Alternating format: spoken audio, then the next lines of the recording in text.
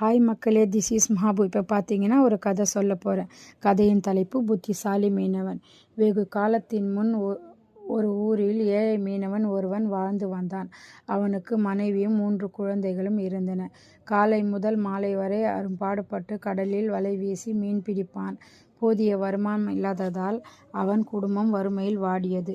ஒரு நாள் காலை மீன் பிடிக்க சென்ற மீனவனுக்கு வெகு நேரம் வலை வீசியும் ஒரு மீன் கூட கிடைக்காததால் மிகுந்த வருத்தம் அடைந்தான்.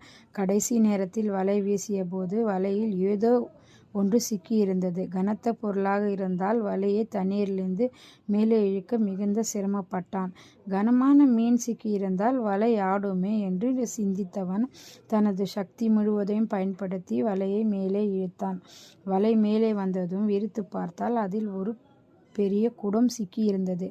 அந்த செப்பு குடம் மிகுந்த கனமாக இருந்ததால் அதில் தங்கம் ஏதாவது இருக்கும் என்று எண்ணி மிகுந்த மகிழ்ச்சி அடைந்தான். குடத்தின் வாய் மூடப்பட்டு இருந்தது. ஆவலோடு குடத்தின் மூடியை திறந்தான். குடத்தில் பொன்னோ பொருளோ இல்லாததால் ஏமாற்றம் அடைந்தான். அப்போது குடத்திலிருந்து புகையாக கிளம்பி மேலே எழுந்தது. புகை உயர்ந்த சில வினாடிகளில் பூதமாக காட்சியளித்தது. இது மீனவனை பார்த்து, சிறிது நேரத்தில் உன்னை நான் கொல்லப்போகிறேன். நீ எப்படி மரணம் அடைய விரும்புகிறாயோ அப்படி செய்யப்போகிறேன். சீக்கிரம் சொல் என்று அவசரப்படுத்தியது. அதிர்ச்சி அடைந்த மீனவன், பூதமே, பானைக்குள் புகையாக அடங்கி கிடந்த உன்னை படாத பாடுபட்டு வெளியே கொண்டு வந்த எனக்கு தரும் பரிசு இதுதானா என்று பரிதாபமாக கேட்டான். அதற்கு பூதம், மீனவனே, முன்னொரு சமயம் நான் செய்த குற்றத்திற்காக ஒரு தேவதை என்னை இக்குடத்தில் அடைத்து கடலுக்குள் வீசி எறிந்து விட்டது. அப்போது என்னை யார் விடுவித்தாலும் அவனுக்கு அரச பதவியை அளிப்பதாக சபதம் செய்தேன்.